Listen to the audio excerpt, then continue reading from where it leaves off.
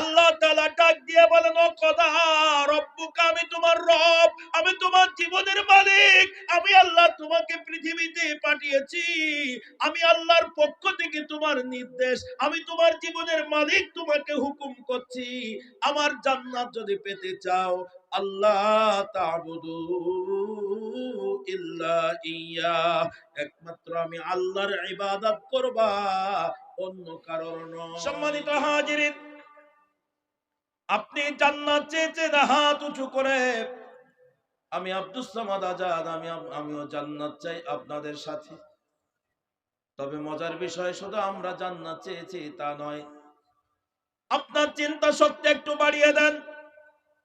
আপনার বাড়িতে যত সদস্য আছে, আপনার মা বাবা, আপনার ভাই বোন, আপনার স্ত্রী, আপনার পরিবার পরিজন, ডাইনে বামে সামনে পেছনে যত মানুষ আছে, এক এক করে যদি জিজ্ঞাসা করেন তাহলে একজন মানুষও পরকালে জাহান্নাম চাইবে না। সব মানুষগুলো জান্নাতের আশায় বসে আছে। আপনি আপনার মাকে যদি জিজ্ঞাসা করেন, মা মৃত্যুর পরে তুমি কোথায় থাকতে চাও, আপনার মা জননী ডেকে বলবে, বেটা রে আমি সাদের জান্নাত চাই। আপনি আপনার আব্বাকে জিজ্ঞাসা করেন, আব্বা মৃত্যুর পরে তুমি কোথায় থাকতে চাও, আব্বা বলবে, বেটা আমি জান্নাত চাই। আপনার ভাই বোনেরা বলবে জান্নাত চাই। আপনার চিন্তা শক্তি একটু বাড়িয়ে দেন। আপনার গোটা গ্রামে যত মানুষ আছে, যদি এক এক করে জিজ্ঞাসা করেন, একজন মানুষও জাহান্নাম চাইবে না, সব মানুষগুলো জান্নাত চায়। আপনার গোটা আসাম রাজ্যের ভিতরে যত মানুষ আছে, ত্রিপুরায় যত মানুষ আছে, মেঘালয় যত মানুষ আছে, পশ্চিম বাংলায় যত মানুষ আছে, গোটা ভারতবর্ষে যত মানুষ আছে, পাক ভারত উপমহাদেশে যত মানুষ আছে, সমগ্র পৃথিবীতে আপনার আমার মতন দুই হাত দুই পা চোখ কান নাক মুখওয়ালা মানুষ যত আছে, দল মত নির্বিশেষে, ধর্ম বর্ণ নির্বিশেষে, আবাল বৃদ্ধ বনিতা, শিক্ষিত মূর্খ, নারী হোক আর পুরুষ হোক, সব মানুষগুলো যদি এক এক করে জিজ্ঞাসা করেন, একজন মানুষও পরকালে জাহান্নাম চাইবে না। বোঝার জন্য সহজ করে নিয়ে চলে যাই। আপনাদের অনেক অমুসলিম মানুষের সাথে পরিচয় আছে, আপনার পাশে অনেক হিন্দু মানুষ বসবাস করে, কথা বলেন আছে না নাই? কোন একজন হিন্দু মানুষ যার সাথে আপনার পরিচয় আছে, যে আপনার কথাটা শুনবে, যার কথা আপনি শোনেন, আপনি একটা বার প্রশ্ন করবেন, দাদা সারা জীবন আমি আপনাকে কোনো কথা বলি নাই, আজকে এমন একটা কথা বলবো, এই কথাটা জীবনে কোনোদিন বলি নাই। ও দাদা, মৃত্যু এমন একটা সত্য, মহাসত্য, ধ্রুব সত্য, পৃথিবীর কোন মাখলুক মৃত্যুকে অস্বীকার করে না। দাদা কার্তিক বাবু বলেন তো দেখি, মৃত্যুর পরে আপনি কোথায় থাকতে চান? এক মুহূর্ত দেরি না করে ওই হিন্দু ভদ্রলোকটা কাউন্টার জবাব দিবে, কেন স্বর্গ? কথা আওয়াজ দিয়ে বলেন, ঠিক না বেঠিক? বাংলার সাধু ভাষা, উচ্চঙ্গের ভাষা হলো স্বর্গ। চলিত ভাষা সাধারণভাবে যার নাম শান্তির জায়গা, যার নাম শান্তির জায়গা তার নাম স্বর্গ, যার নাম স্বর্গ তার নাম হলো কোরআনের ভাষায় জান্নাত। সুবহানাল্লাহ বলেন। একজন খ্রিস্টানকে জিজ্ঞাসা করেন, সেও বলবে স্বর্গ চাই। একজন বৌদ্ধকে জিজ্ঞাসা করবেন, সেও বলবে স্বর্গ চাই। সারা পৃথিবীতে যত মানুষ আছে, একজন মানুষও পরকালে কষ্টের জায়গা চায় না। এখন আপনাদের কাছে আমার প্রশ্ন, আপনি থেকে শুরু করে সারা পৃথিবীর সব মানুষগুলো পরকালে শান্তির ঠিকানা জান্নাত চাইলো। এখন আপনাদের কাছে বিচার দিলাম, তাহলে বলুন তো দেখি, সব মানুষ কি জান্নাতে যাবে? আরে হানা বলেন। এই ছেলেরাই, এখানে গল্প চলবে না, খুব বেশি গল্প হলে বাড়ি যেতে হবে। রাত অধিক হয়ে গেছে, আমার মিজাজ খুব বেশি ভালো নেই।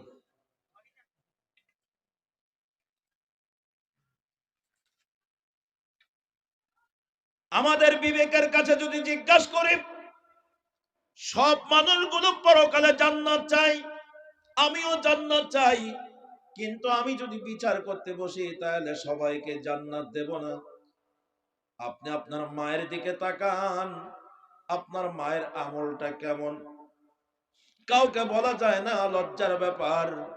আপনি হয়তো বলবেন, বিবেক রে, আমার মায়ের যা আমল, আমার মা ঠিক মতো নামাজ পড়ে না, আমল করে না, পর্দা করে না। বাবা ঠিক মতো আমল করে না, নামাজ পড়ে না। বাবা সুদ খায়, বাবা ঘুষ খায়, বাবা পরের সম্পদ ফাঁকি দিয়েছে। আমি সন্তান হিসাবে আমার বাবাকে আমি জান্নাতি মনে করতে পারি না। এটাই হলো আমাদের বিচার। কথা বলেন ঠিক না ঠিক?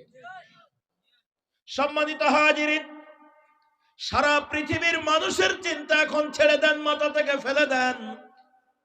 ইংরেজিতে একটা কথা আছে, ওয়েন ইউর অল মেশিন, এর বাংলা অর্থ হলো নিজের চরকায় নিজে তেল দাও। কিন্তু আমাদের অধিকাংশ মানুষের হ্যাবিট, অধিকাংশ মানুষের স্বভাব হলো আমরা অন্যকে নিয়ে চিন্তা করি, নিজের চিন্তা কখনো করি না। আজকের মাহফিলে যারা আছেন, দুই হাত ধরে অনুরোধ করি ভাই, সারা পৃথিবীর মানুষের চিন্তা বাদ দিয়া একটা মিনিট আপনার নিজের চরকায় নিজে তেল দেন। একটা মিনিট আপনি আপনাকে নিয়ে ভাবেন।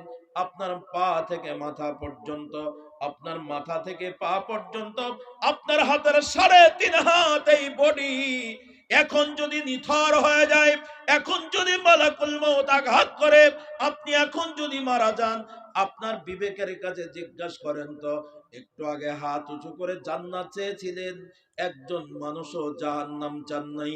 তো আপনার বিবেকের কাছে জিজ্ঞাসা করেন, আপনি যদি এখন মারা যান, আপনার যা কর্ম, আপনার যা আমল, সারা জীবন আপনি যেভাবে চলেছেন, আপনার জীবনে কি পরিমাণ ভালো কাজ করেছেন, কি পরিমাণ অন্যায় কাজ করেছেন, এটা পৃথিবীর কেউ জানে না।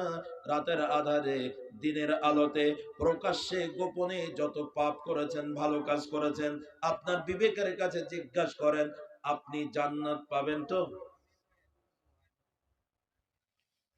আপনার যা আমল, আপনার বিচার আপনি করেন, তাতেই হেরে যাবেন।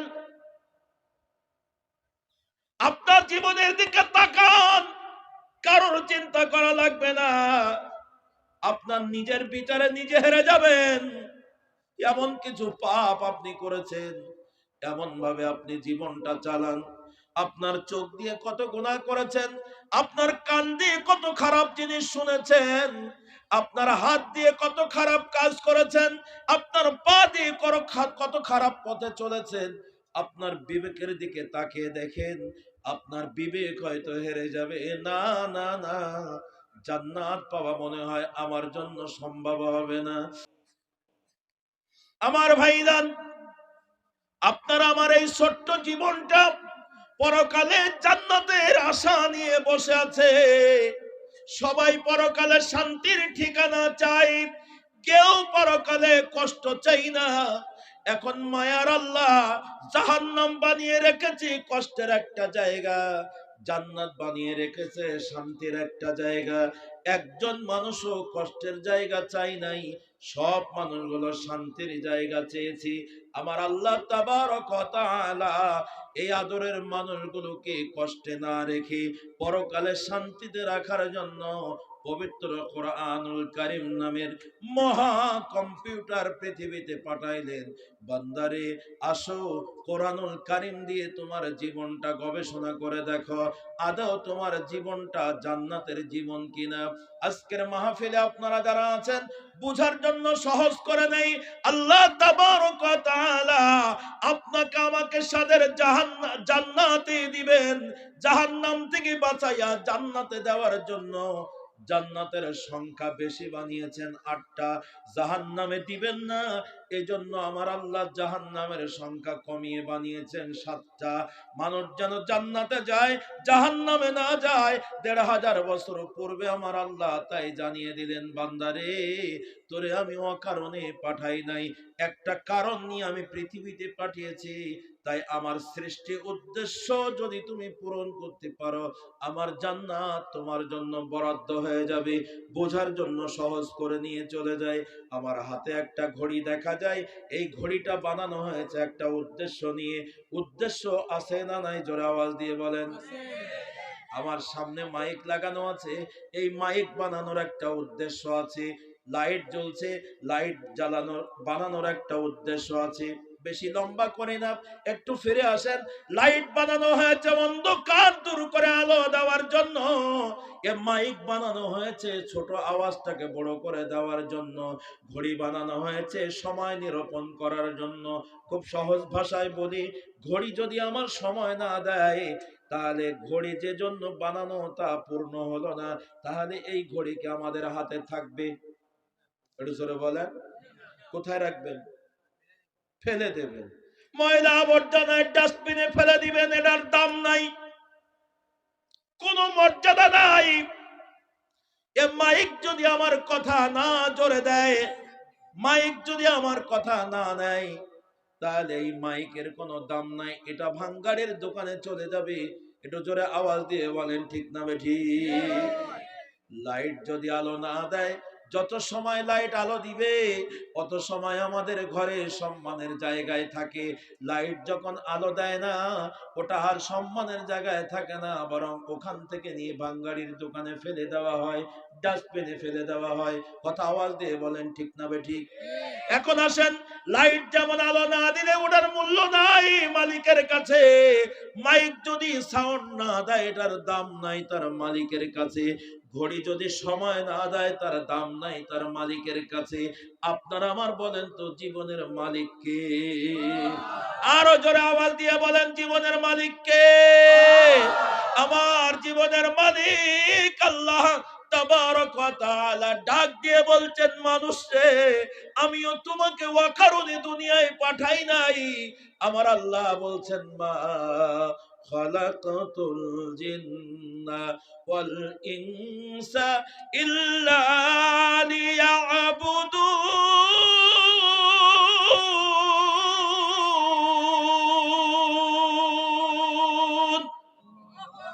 আমার আল্লাহ বলেন, মানুষ, তোমাকে এবং জিন জাতিকে, মানুষ এবং জিনকে, জিন এবং মানুষকে আমি আল্লাহ তাআলা শুধুমাত্র, কেবলমাত্র, একমাত্র আমি আল্লাহ তাআলার গোলামি করার জন্য দুনিয়ায় তৈরি করেছি। আমি মানুষ তোমাকে বানিয়েছি একমাত্র আমার ইবাদত করার জন্য। যদি বুঝে থাকেন আল্লাহ আমাদের কেন বানিয়েছেন, এটা জোরে বলেন, আল্লাহ আমাদেরকে কেন বানিয়েছেন? এটা জোরে বলেন। হ্যাঁ, আল্লাহ বলছেন, আমি আল্লাহ তাআলা আমার ইবাদত করার জন্য তোমাকে বানিয়েছি। যদি আমার সেই ইবাদত না করো, লাইট যেমন না জ্বললে ডাস্টবিনে ফেলে দেওয়া হয়, বান্দারে তুমি যদি আমার ইবাদত না করো, আমি ডাস্টবিন নামের জাহান্নামে তোমাকে ফেলে দেব, জান্নাত তোমার জন্য সম্ভব নয়। এখন বলেন, জান্নাত পেতে হলে ইবাদত করা লাগবে কি লাগবে না? আরো জোরে আওয়াজ দিয়ে বলেন। ব্যাপক ব্যাখ্যা এ রাত্রিতে আমি আপনাদের সামনে বিস্তারিত ব্যাখ্যা করতে পারবো না। কারণ কি জানেন? খেলোয়াড় যত ভালো হোক, বলে যদি হাওয়া না থাকে গোল হয় না। খেলোয়াড় অনেক আছে এর ভিতরে, এরা বুঝছে। বলে যদি হাওয়া না থাকে, তাহলে বল মারলে যেদিকে জিতে যাবেন ওদিকে যাবে না, ও ঘুরে পুং করে আরেক কোণা দিয়ে বেরিয়ে যাবে। আপনার এখানে যত মানুষ আছেন, আমি যত ভাবেই চেষ্টা করি না কেন, আমি আসার সাথে সাথে মন ভেঙে গেছে আমার। দুই একজন লোকের পেশাব লাগে, কিন্তু এত লোকের ডায়াবেটিস এই এলাকায়, এটা আমার জানা ছিল না। এটা আমার জানা ছিল না যে এত মানুষের ডায়াবেটিস। এদের শারীরিক ভাবে ডায়াবেটিস হয়নি, তবে এরা ইবলিস নামের ডায়াবেটিস এদেরকে অ্যাটাক করেছে। আপনারা কি আমার পর রাগ করলেন নাকি? এরা তো আমার সন্তান না, আমার গর্ভে আমার ওরস থেকে জন্ম নেয়নি, আমি সাথে করে নিয়ে আসি না। এগুলো আপনাদের এলাকারই প্রোডাক্ট, আপনাদের এলাকায় জন্ম, আপনাদের এলাকায় চলাফেরা করে, এদের দোষ না। মূলত হলো কিছু বিষয় থাকে জেনেটিক প্রবলেম, বংশগত দোষ। এদের বাপও এরকম ছিল। আল ওয়ালাদু সূরাতু আন আবিহি, আরবি সাহিত্যিক বলেছেন, যেমন বাপ তেমন হয় তার বেটা। আজকের মজলিসে আপনারা যারা আছেন, সদাই অবগতির জন্য জানাই, জান্নাত পেতে হলে কার ইবাদত করতে হবে? আরো জোরে আওয়াজ দিয়ে বলেন। ইবাদতের অনেক ক্লাসিফিকেশন আছে, অনেকগুলো ধারা আছে, আমি সব দিকে যাব না। আমার আগে আজকের মজলিসের মধ্যমণি, সর্বজন শ্রদ্ধা ভাজন পীর সাহেব হুজুর আপনাদের সামনে অনেক কথা বলেছেন, যেই কথাগুলো আমার চেয়ে আপনারা শুনেছেন বেশি, কারণ উনি আস্তে আস্তে কথা বলেছেন, দূর থেকে সব কথা শুনতে পাই নাই, বুঝতে পারি নাই। আপনারা হয়তো সব কথাগুলো বুঝেছেন, শুনেছেন। শেষ কথা, আমি যখন কাছেই এসেছি উনি বললেন 5 ওয়াক্ত নামাজ পড়তে হবে। কি আপনাদের বলেনি মনে হয় নাকি? বলছে না? বলছে না? আপনাদেরকে একটা নসিহত করে গেলেন 5 ওয়াক্ত নামাজ পড়তে হবে। আজকের মজলিসে আপনারা যারা আছেন, আচ্ছা বলেন, জান্নাত পেতে হলে নামাজ পড়া লাগবে না লাগবে না? আরো জোরে আওয়াজ দিয়ে বলেন। প্রতিদিন নামাজে মাঝে? আরো জোরে বলেন। প্রতিদিন কয়বার? না 2-1 বার? তাহলে নামাজ পড়তেই হবে, তাছাড়া জান্নাত পাওয়া সম্ভব।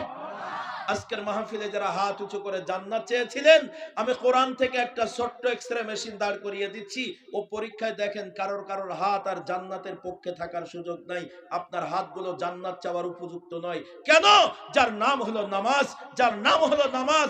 আল্লাহ রসুলের কাছে সাহাবায়ে কেরাম জিজ্ঞাসা করেছিলেন, ইয়া রাসূলুল্লাহ, মুসলমান আর কাফেরের মধ্যে পার্থক্য কি? আল্লাহর নবীকে সাহাবায়ে কেরাম জিজ্ঞাসা করেছিলেন, ইয়া রাসূলুল্লাহ, মুসলমান আর কাফেরের মধ্যে পার্থক্য কি? আল্লাহর নবী টুপির কথা বলে নাই, দাড়ির কথা বলে নাই, বংশের কথা বলে নাই, জামার কথা বলে নাই, পাগড়ির কথা বলে নাই, চেহারার কথা বলে নাই। আল্লাহর নবী বলেন, বাইনাল আবদি বাইনাল কুফরি তারকুস সালাহ। মুসলমান আর কাফেরের মধ্যে পার্থক্য হলো শুধু নামাজ। একটু জোরে বলবেন আল্লাহু আকবার। যিনি নামাজ পড়েন উনি মুসলমান, যিনি নামাজ পড়েন না উনি এখনো মুসলমান হতে পারে নাই। কষ্ট হচ্ছে আপনাদের? তাহলে আজকের মজলিসে আপনারা যারা আছেন, সদাই অবগতির জন্য জানাই, জান্নাত পেতে হলে অবশ্যই নামাজ পড়তেই হবে। কথা আওয়াজ দিয়ে বলেন, ঠিক না বেঠিক? দুঃখের সাথে স্মরণ করছি, যেই লোকটা নামাজ পড়ে না ওই লোকটা কেমন করে জান্নাতের আশায় বসে আছেন। কবি বলেন, নাম তোমার আব্দুর রহমান, নাম তোমার আব্দুর রহমান, কাজে কর্মে রবর্ষণ, নামাজ রোজার ধার ধারে না, ইসলামী জীবন মানে না। নামাজ রোজার ধার ধারে না, ইসলামী জীবন মানে না। মানে না হাদিস কোরআন, হায়রে আব্দুর রহমান, নাম নিয়ে কি হয় রে কাম, হায়রে আব্দুর রহমান, নাম নিয়ে কি হয় রে কাম। মুসলমানের ঘরে জন্ম নিলে মুসলমান থাকা যায় না, মুসলমান কর্ম দিয়ে অর্জন করতে হয়। যদি মুসলমানের ঘরে জন্ম নিলে সবাই মুসলমান হয়ে যেত, তাহলে ডাক্তারের ছেলে সব ডাক্তার হয়ে যেত, ইঞ্জিনিয়ারের ছেলে সব ইঞ্জিনিয়ার হয়ে যেত। না, মুসলমান কর্ম দিয়ে অর্জন করতে হয়, মুসলমান কাজ দিয়ে অর্জন করতে হয়। তার ভিতরে ছোট্ট একটা মেসেজ দিলাম, যার নাম নামাজ। যিনি নামাজ পড়েন নবী বলছেন উনি মুসলমান, যিনি নামাজ পড়েন না উনি এখনো মুসলমান হতে পারেন নাই। এখন আপনি বলেন, আপনাদের গ্রামে কয়জন মুসলমান? কষ্ট হচ্ছে আপনাদের, বুঝতে পেরেছি। আপনারা যারা বসে আছেন আপনারা ঠিক আছেন তো? জিও। তবে face in the index of the mind, মানুষের চেহারা আয়নার মতো, চেহারার দিক তাকালে কিছু না কিছু বোঝা যায়। আমিও এজ এ টিচার, একজন শিক্ষক মানুষ, তবে আমার কেন যেন মন বলছে উপস্থিত সবাই নামাজ পড়ে না। এই উপস্থিতি যত মানুষ আছে সবাই নামাজ পড়ে না। পড়ে, কেউ সারাদিন পড়ে, একবার পড়ে, আবার কেউ আছে 1 সপ্তাহ 5 ওয়াক্ত নামাজ পড়ে না, শুধু শুক্রবারে পড়ে। এইরকম নামাজ পড়ে কিন্তু মাঝে মাঝে পড়ে। কি কথা আওয়াজ দিয়ে বলেন, ভুল বললাম না ঠিক বললাম? হ্যাঁ, এটা মহারোগ, এটা মহারোগ। কিন্তু আল্লাহ তাআলা বলছেন, আমি আল্লাহ তোমাকে আমার ইবাদত করার জন্য পাঠিয়েছি, আমার গোলামি করার জন্য পাঠিয়েছি। ভাইজান, সারা দিনের ভিতরে বাই রোটেশন 24 ঘন্টার ভিতরে 5 ওয়াক্ত নামাজ আল্লাহ তাআলা আপনাকে আমাকে বাধ্যতামূলক করে দিয়েছেন। কথা আওয়াজ দিয়ে বলেন, ঠিক না বেঠিক? এই নামাজ যারা পড়েন না তারা কেমন করে জান্নাত পাবেন? আপনি যদি বেনামাজি হন, আপনি এখন জাহান্নামের রাস্তায়। আপনার বাবা যদি বেনামাজি হয়, ওরা জাহান্নামী বাবা। আপনার মা যদি বেনামাজি হয় ওটা জাহান্নামী মা, আপনার স্ত্রী যদি বেনামাজি হয় ওটা জাহান্নামী স্ত্রী, আপনার সন্তান যদি বেনামাজি হয় ওটা জাহান্নামী সন্তান, আপনার ভাই বোন যদি বেনামাজি হয় ওটা জাহান্নামী ভাই বোন। এক বাক্যে লক্ষণীয় বিষয়, জান্নাত পেতে হলে নামাজের বিকল্প নাই। তাহলে এখন সবাই বলেন নামাজ পড়া লাগবে না লাগবে না? কারা কারা পড়বেন না হাত দেখান। কিন্তু কথা সবাই বুঝতে পারছে, তাহলে সবাই পড়বেন তো ইনশাআল্লাহ? আরো জোরে বলেন ইনশাআল্লাহ। আহা, নামাজ পড়বেন। আচ্ছা এখন বলেন নামাজ পড়বেন তো কার খুশির জন্য পড়বেন? আরো জোরে। আমাদের সমাজে অনেক মানুষ আছে নামাজ পড়ে কিন্তু আল্লাহর খুশির জন্য পড়ে না। আমার আল্লাহ বড় দুঃখ নিয়ে ভরাক্রান্ত হৃদয় নিয়ে ১৫০০ বছর পূর্বে আপনাকে জানিয়ে দিয়েছেন, আমাকে জানিয়ে দিয়েছেন, সকলের জন্য মেসেজ দিয়েছেন। আমার আল্লাহ বলেন অকদা রব্বুকা আল্লাহ তা'বুদু ইল্লা ইয়্যা وبالوالدين إحسانا। সবাই জোরে আওয়াজ দিয়ে বলেন আল্লাহু আকবার। আল্লাহ তাআলা ডাক দিয়ে বলেন ও খোদা রব্বুকা, আমি তোমার রব, আমি তোমার জীবনের মালিক, আমি আল্লাহ তোমাকে পৃথিবীতে পাঠিয়েছি, আমি আল্লাহর পক্ষ থেকে তোমার নির্দেশ, আমি তোমার জীবনের মালিক, তোমাকে হুকুম করছি আমার জান্নাত যদি পেতে চাও আল্লাহ তা'বুদু ইল্লা ইয়্যা, একমাত্র আমি আল্লাহর ইবাদত করবা, অন্য কারোর নয়। জোরে আওয়াজ দিয়ে বলেন কথাটা কার? আল্লাহ তা'বুদু, ইবাদত যত করবা সব আমি আল্লাহর জন্য করবা, ইল্লা ইয়াহু, অন্য কারোর জন্য করবা না। ২ নম্বর বিষয় হলো, আর জান্নাত যদি পেতে চাও নামাজ রোজা হজ যাকাত ইবাদত বন্দেগী যাই করো, এটার পরে তোমাদের ২ নম্বর কাজ হলো ওয়াবিল ওয়ালিদাইনি ইহসানা, অবশ্যই মা বাবার খেদমত করবা। কার কথা? এটা জোরে বলেন কার কথা? আল্লাহ যেখানে ইবাদত করার কথা বলেছেন আল্লাহ ওখানে তারপরেই মা বাবার খেদমতের কথা বলেছেন। আমাদের সমাজে অনেক মানুষ আছে নামাজ পড়ে, রোজা রাখে, হজ করে, যাকাত দেয়, সব ভালো, মা বাবার সাথে সম্পর্ক নাই। আপনাদের এলাকায় তো এরকম লোকজন নাই? আসেনি? হ্যাঁ, তাহলে একটা আরেকটার পরিপূরক। শুধু নামাজ পড়েই জান্নাত পাবেন না, বরঞ্চ মা বাবার খেদমত করা। আল্লাহ তাআলা নামাজের সাথে সাথে, রোজার সাথে সাথে, হজের সাথে, যাকাতের সাথে, সব ইবাদতের সাথে মা বাবার খেদমতকে আল্লাহ তাআলা ফরজ করে দিয়েছেন। যদি বুঝে থাকেন খেয়াল করেন, আজকে আমি যে আয়াত পড়েছি এই আয়াতের ভিতরে জান্নাতে যাওয়ার জন্য আল্লাহ শর্ত দিয়েছেন ২টা। একটু জোরে বলেন কয়টা? ২টা শর্ত দিয়েছেন। ১ নম্বর হলো আল্লাহর ইবাদত করতে হবে, ২ নম্বর হলো মা বাবার খেদমত করতে হবে। কটা কাজ? আমি এই দুটো কাজের উপরে আজকে আপনাদের সামনে কথা বলবো।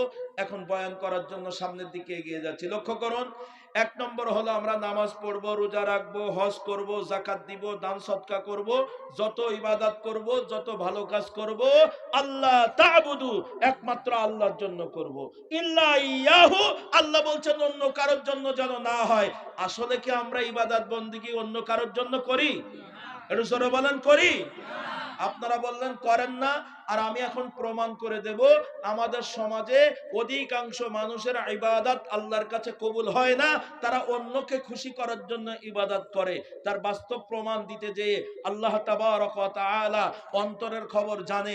শুরুতেই বলেছিলাম আল্লাহ রাব্বুল আলামিন পবিত্র কোরআনুল কারীমের 16 নম্বর পারা সূরাতুল কাহাফের ১১০ নম্বর আয়াত আমার আল্লাহ পরিষ্কার করে বলছেন, বান্দারে আমার জান্নাত চাও, শোনো শোনো, ফামান কানা ইয়ারজু লিকা রাব্বিহি ফালইআমাল আমালান সালিহা ওয়ালা ইউশরিক বিইবাদাতি রাব্বিহি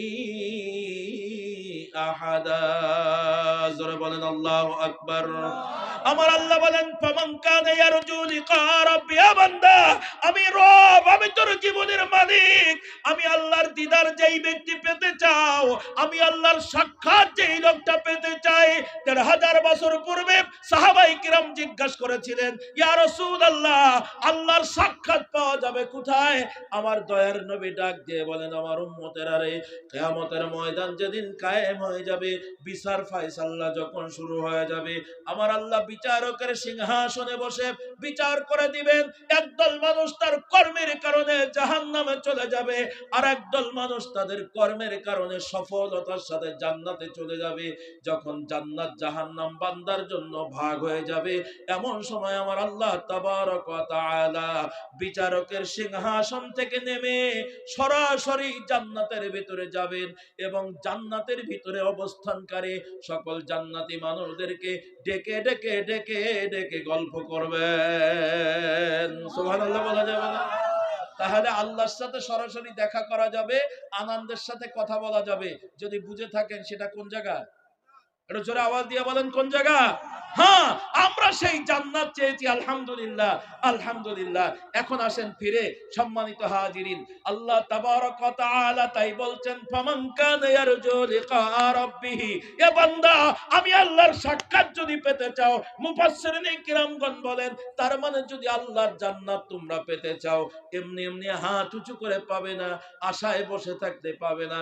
আমার আল্লাহ বলছেন জান্নাত পাওয়ার কাজ হলো ফালইয়ামাল আমালান সালিহা, তোমরা সব সময় নেকির কাজ করবা, সব সময় ভালো কাজ করবা, যেই কাজ করলে সওয়াব হয় সেই কাজ তোমরা করবা।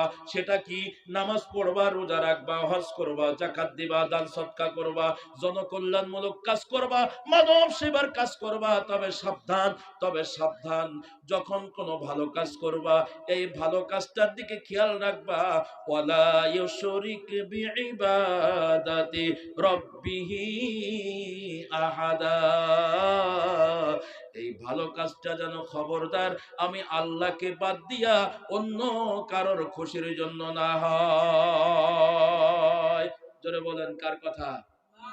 একটু আগে বললেন নামাজ রোজা সব আল্লাহর জন্য আপনারা করেন, এখন আমি প্রমাণ করব আমার আল্লাহ কেন বললেন ওয়ালা ইউশরিক বিইবাদাতি রাব্বিহি আহাদা, ইবাদতটা যেন আমি আল্লাহর সাথে শিরিক না হয়, অংশীদার সাব্যস্ত না হয়। আমি আল্লাহকে খুশি করা বাদ দিয়া অন্য কারোর খুশির জন্য যদি তোমার ইবাদত হয়, ওই ইবাদত আল্লাহর দরবারে গ্রহণযোগ্য নয়। আল্লাহর নবী সাল্লাল্লাহু আলাইহি ওয়াসাল্লাম বলেন কিয়ামতের ময়দান যখন কায়েম হয়ে যাবে, ওই সময় আল্লাহ তাআলা এক শ্রেণীর মানুষের নামাজগুলো কবুল করেন না এই দুনিয়ায়, ওই নামাজগুলো আমার আল্লাহ তার মুখে ছুঁড়ে ছুঁড়ে মেরে দিবেন। এক শ্রেণীর হাজী সাহেবরা হজ করেছে, লক্ষ লক্ষ টাকা খরচ করে, এই হজ আমার আল্লাহর কাছে কবুল হয় নাই, বরং সেই হজগুলো আমার আল্লাহ ওই বান্দার মুখে ছুঁড়ে মেরে দিবেন। এক শ্রেণীর দানবীররা দান করেছে, কিন্তু দানটা আল্লাহর কাছে কবুল হয় নাই, আমার আল্লাহ ওই দানগুলোকে বান্দার মুখে ছুঁড়ে মেরে দিবেন। এভাবে যত ভালো কাজ আছে, এক শ্রেণীর মানুষের ভালো কাজগুলো তাদের মুখে ছুঁড়ে ছুঁড়ে মেরে দিবেন। বান্দা তখন ডাক দিয়ে বলবে রব্বুল আলামিন, দুনিয়ায় নামাজ পড়েছিলাম কিন্তু নামাজ আমার মুখে কেন ছুঁড়ে মারা হলো? আল্লাহ ডাক দিয়ে বলবে বান্দারে, তোমার এই নামাজটা আমি আল্লাহর খুশির জন্য হয় নাই, তুমি এই নামাজ পড়েছিলে লোক দেখানোর জন্য, মানুষের দেখানোর জন্য। হাজী সাহেব, তোমার হজ আমি আল্লাহর সন্তুষ্টির জন্য হয় নাই, তুমি হজ করেছিলে দুনিয়ার মানুষ তোমাকে হাজী বলবে, সম্মান করবে জন্য। তুমি দান সদকা করেছিলে, মানুষ তোমাকে বাহবা বলবে, দানবীর বলবে, তোমার অন্তরে আমি আল্লাহর সন্তুষ্টির জন্য দান করো নাই, এলাকার মানুষ তোমাকে অনেক সম্মান মর্যাদা দানবীর বলবে। তাই আমি আল্লাহ তাআলার কাছে ওই দানের ওই ভালো কাজের কোনো দাম নাই। এজন্য আমার আল্লাহ তাআলার কাছে জমা করা তোমাদের ভালো কাজগুলো দুনিয়ায় তোমরা সম্মান পেয়েছো, তাই তোমাদের মুখে আবার ছুঁড়ে মেরে দেওয়া হলো। এটা প্রমাণ করার জন্য, লক্ষ্য করুন, বুঝের জন্য যাই। আজকের মজলিসে যারা আছেন, আমাদের সমাজে অনেক মানুষ আছে ফজরের নামাজ পড়ে না, মসজিদে গেলে দেখা যায় সকালবেলা। কি কথা কন, ঠিক না বেঠিক? ফজরের নামাজ আপনাদের এদিকে কখন হয়? আরে জোরের কথা। কেউ কেউ লোক বলছে হুজুর অনেকদিন পড়িনি, বলতে পারবো না। ফজরের নামাজ ভোরবেলা সূর্য ওঠার আগে। আপনাদের মসজিদে একদিন পরীক্ষা করতে যান, আজকে সকালে যাবেন অথবা আগামীকাল যাবেন, কোন এক সময় যে দেখবেন এলাকায় কত মুসলমান ঘুরে বেড়ায়, কিন্তু ফজরের নামাজে দুইজন তিনজন, মাঝে মাঝে ইমাম আর মুয়াজ্জিন শেষ। কথা কয় না? হ্যাঁ ভাই, আমাদের সমাজে আমরা নামাজ পড়ি, কিন্তু মাঝে মাঝে পড়ি, মাঝে মাঝে পড়ি, মাঝে মাঝে পড়ি, এরপরে শুধু তাই না, লোক দেখানোর জন্য নামাজ